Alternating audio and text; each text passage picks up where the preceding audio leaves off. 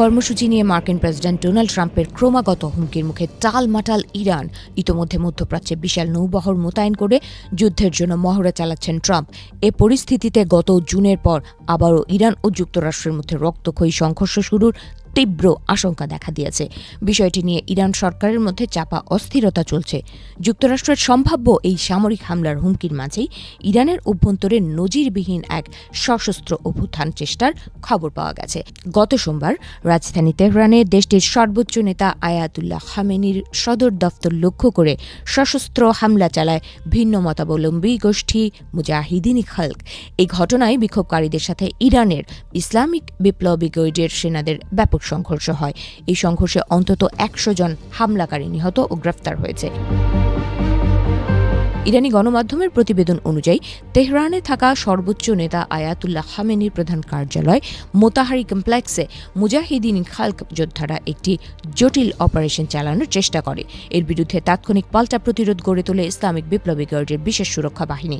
এতে করে যুদ্ধ পরিস্থিতির সৃষ্টি হয়। শুধু খামেনির দপ্তরই নয়, সংঘর্ষ ছড়িয়ে পড়ে গোয়েন্দা মন্ত্রণালয়, গার্ডিয়ান কাউন্সিল এবং খামেনির ছেলে মুস্তফা খামেনির অফিসের সামনেও। সোমবার সকালে তেহরানের পস্তুর স্ট্রিট ও ভালিয়াসোর স্কোয়ারে একাধিক শক্তিশালী বিস্ফোরণের শব্দ শোনা যায়। সামরিক বিশ্লেষকদের ধারণা, আমেরিকা ও ইসরায়েলের গোপন মদদে এই অভ্যুত্থানের চেষ্টা চালানো হয়ে থাকতে পারে।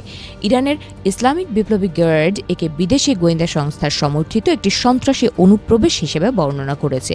পরবর্তী কোনো অভ্যুত্থানের আশঙ্কায় বর্তমানে তেহরান জুড়ে ভারী মেশিনগান এবং দাঙ্গা দমনকারী গাড়ি মোতায়েন করা হয়েছে। এদিকে বর্তমানে আলবেনিয়া ভিত্তিক সংগঠন মুজাহিদিন খালক দাবি করেছে যে তাদের অভিযানে খামেনির বাসভবন ও সদর দফতর ভারী ক্ষয়ক্ষতি হয়েছে। তাদের দাবি অনুযায়ী ১৫০ জন যোদ্ধা সফলভাবে অভিযান শেষ করে নিজেদের ঘাঁটিতে ফিরে এসেছে। তারা এই লড়াইকে মুক্তির সংগ্রাম হিসেবে অভিহিত করছে। ১৯৭৯ সালের বিপ্লবের পর তেহরানের সবথেকে সুরক্ষিত এলাকায় খামেনির বাসভবন গড়ে তোলা হয়।